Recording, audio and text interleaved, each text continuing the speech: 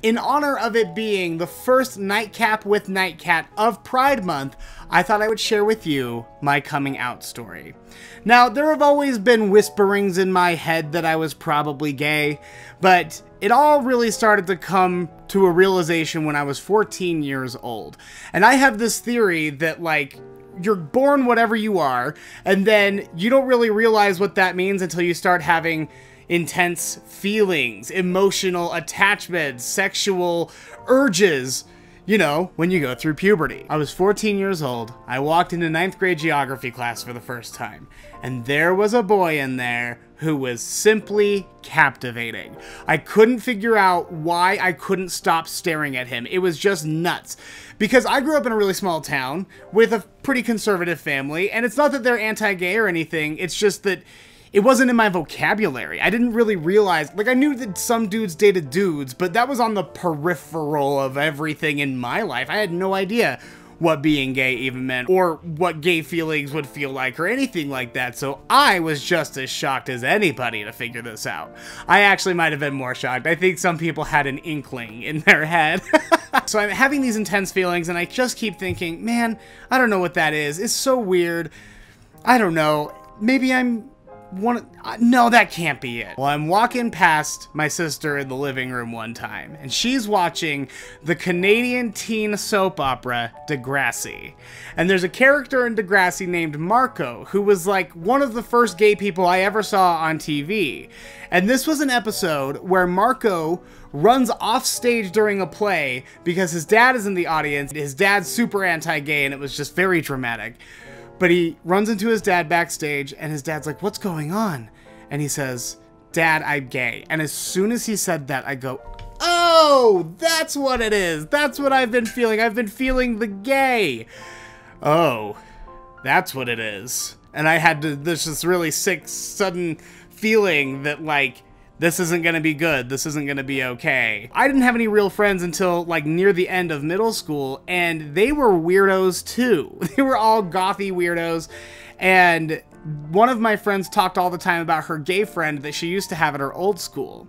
So I felt like maybe she was the one that I might need to come out to. And I did, and she was cool with it. Told my other friend, she was cool with it. One day, these two friends are in the car with my mom, and my mom's driving them home from my house. I don't even know how it came up, but basically, I threatened them with something, and then they threatened to tell my mom my secret, and I was like, "You dumb bitches. What are you doing?" So they get out of the car, and my mom was like, "What were they talking about? What's your secret? What's going on?" I go, "Nothing, nothing. They were just being stupid. I don't have a secret. I tell you everything, blah, blah, blah." And she wouldn't let it go. So we're in the car. I'm looking straight ahead, and I'm like, "Mom, I'm gay." And she goes, "Oh my God, is that it?" I was like, "What do you mean, is that it?" And she goes, "Well, I don't know. I thought maybe you got someone pregnant, or like you had cancer or something." Oh, "Yes, Mom. I used your insurance. I'm 14 years old.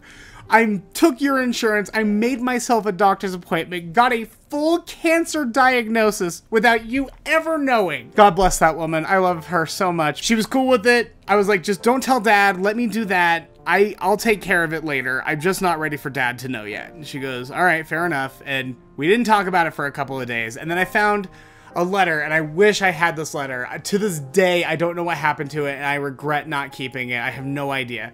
But I found a letter had been slid under my door to my bedroom, and my mom had written it at work on her work stationery.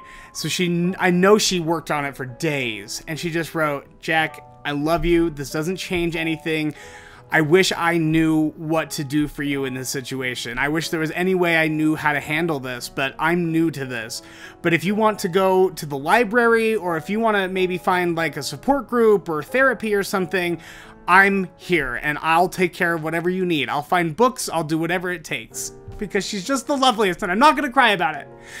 But it was just such a relief to get that letter, and know that, like, worst case scenario, at least I had one person in my corner. And coming out is just so personal, and it's so scary, and it goes wrong all of the time. I talk about this a lot. There are hundreds, if not thousands, of homeless youth in Utah, and 40% of them, when asked, identify as LGBT. Considering that the general population is 3% LGBT, I mean, that's usually the generally accepted number. It goes back and forth. It doesn't matter.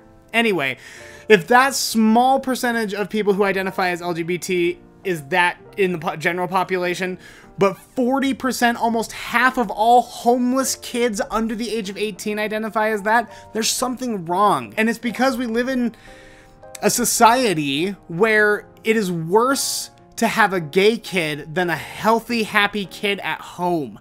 And I don't know where that comes from, particularly in Utah, where we have 1 million kids and all we talk about is their safety and well-being. I don't know, man. It's crazy to me how wrong it goes for so many people. And I was just so incredibly lucky that everything turned out the way that it did for me.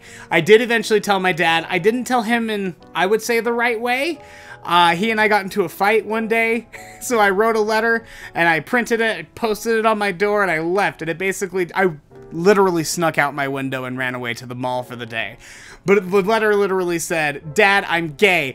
Mom already knows. I just wish I was there to see the look on your face." But my mother, she had the loudest mouth in the entire world. I know my dad knew before I told him.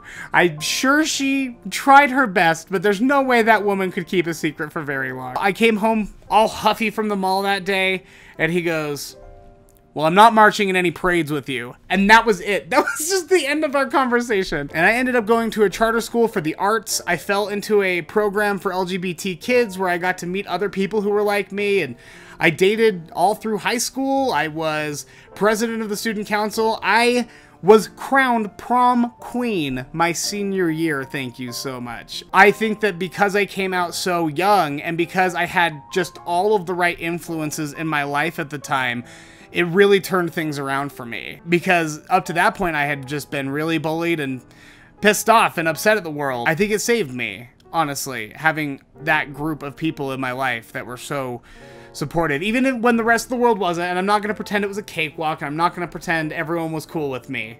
But the people who were in my life supporting me were so much louder than the haters. And I am the person I am today because of that support that I felt when I came out. So listen, if someone comes out to you, even if you know, and everyone knows because they have the accent and they're kind of bouncy or whatever, just be there for them. Just say, "That's awesome. I love you. What words would you like me to use?"